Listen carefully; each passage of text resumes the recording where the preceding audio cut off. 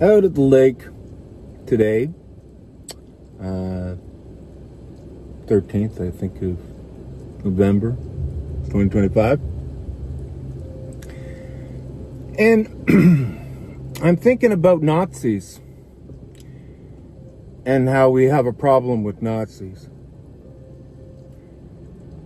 So, Project Paperclip, which is not a conspiracy theory, it is a conspiracy fact, that after World War II, I think 7,000, I don't know where George Galloway gets that number from, but that sounds about right.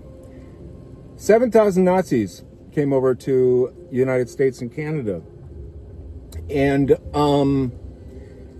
went on to be prominent folks in both Canada and the United States, namely Wernher von Braun, who was the first head of NASA. NASA was all Nazis that were working on rocket technology for the Fuhrer. So, like, I mean, this should be fairly common knowledge, but yet we had a liberal government that gave a standing ovation to a Ukrainian SS Nazi. Apparently, he was in the same unit as Christina Freeland's grandfather, who came over during Project Paperclip, no doubt, as he was probably a very high-level SS officer himself. So, you know, and during World War II, the CIA was working with the Nazis all along. In fact, I would argue that they were working with the Nazis and for the Nazis and are the Nazis. And they just continued to be Nazis. They brought all of their, like, MK Ultra. Again, not a conspiracy theory. It's a conspiracy fact. Happened at McGill University in Montreal. And lots of bad things go back to Montreal, like the JFK assassination. And the assassin from the Grassy Knoll, who was French, because the French looked into that and found out that it was, you know, the CIA. Alan Dulles in particular, and also LBJ, because he was about to he was about to go to jail. Him and his, like, thug, I guess, his bodyguard. But he was the guy that was where Lee Harvey Oswald was supposed to be. So, and it really all comes back to that point, which is the mother of all conspiracy theories was the magic bullet. And the truth is, the magic bullet was always ridiculous. And obviously false. It was called the magic bullet solution for a reason. Because, well, it became a lone nut. A communist. So, now that brings me to the other side of that. As I've said before, no one understands the political spectrum. So, communism, and fascism are interchanged now as, like, the same thing. And they're not. We have a problem with fascism. We don't have a problem with communism. In fact, quite the opposite. So Canada used to be fairly socialist, fairly left-leaning in the political spectrum. And the more we became corporatized, the more we stopped. So, and the real application of that was, like, when I worked for Pinery Park, my job no longer exists. I worked for the carpenter. I was a carpenter's apprentice. So I would have, you know, went on to be the park carpenter, which, you know, I would have loved that gig. That would have been a great job for me. But that is all outsourced now, and it's outsourced to people that don't care. Like, that's the irony with that, is that you hear, like, you know, Kevin O'Leary or any other neo-Nazi that thinks that greed is good.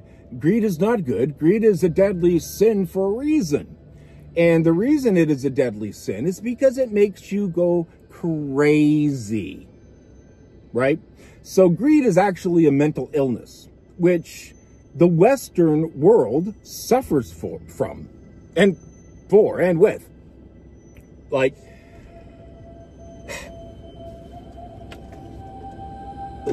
certain sectors should not have a profit motive. And when they have a profit motive, well,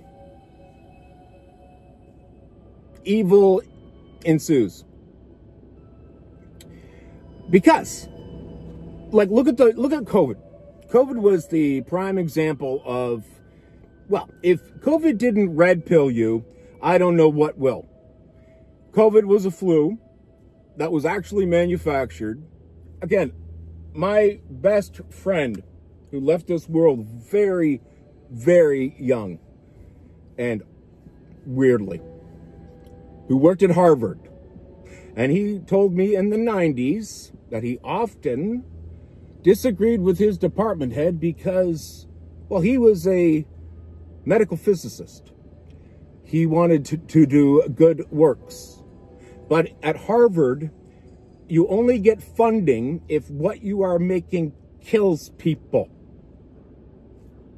Military-industrial complex. So when war becomes profitable, you get Israel. And you get Trump. Trump and Israel are now completely rogue. So America, you know, you're not allowed to blow up boats in the ocean just willy-nilly. Narco-terrorism doesn't exist. Those boats are most likely filled with petrol. The war with Venezuela has nothing to do with drugs. The CIA are the ones running the drugs. Again, all of this is now on the book. Open source. If you want to investigate it, it's there. Oh, but don't do your own research, because only crazy people do that.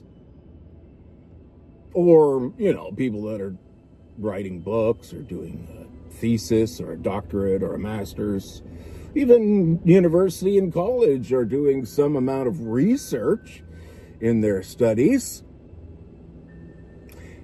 Again, COVID and Trump derangement syndrome, the combination thereof, drove everyone insane.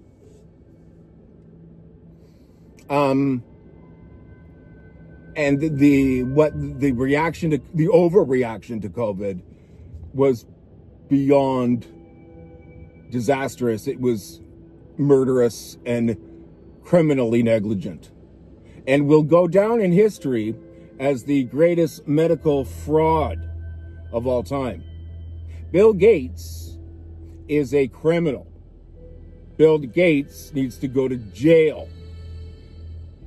Bill Gates also rapes kids on Epstein Island, you know, or definitely did. And then that, you know, speaking of the devil, Israel's a problem. Zionism is a problem.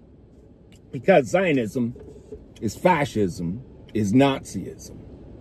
The Zionists funded Hitler. The Rothschild Bank funded Hitler. The Bush family funded Hitler. The American Nazi Party was a thing, still is, but back then it was really a thing. You know, funded by DuPont. You get the same usual suspects. Monsanto, Agent Orange, Roundup Ready. So right now, Bayer, who bought Monsanto, thinking that those lawsuits would go away, are now trying to make it illegal to sue them for giving you cancer from glyphosate, which is a carcinogen. The only thing that you can't sue for in medical is a vaccine. Isn't that crazy? See, here's the other thing about vaccine hesitancy. Well, I was never an anti-vaxxer until COVID. Now there's no way. In fact, there has been a study that was buried. Well, wasn't published. But that study used Mennonites, like Amish people, as a control group. Because, you know, them, Jehovah's Witnesses, etc., they don't get vaccines.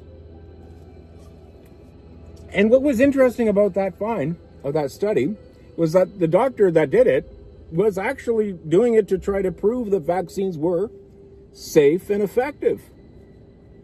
Turns out they're not, kids. No, Amish, whatever you want to call that, Mennonites, we call them around here, they're healthier than regular folk. Like, way healthier.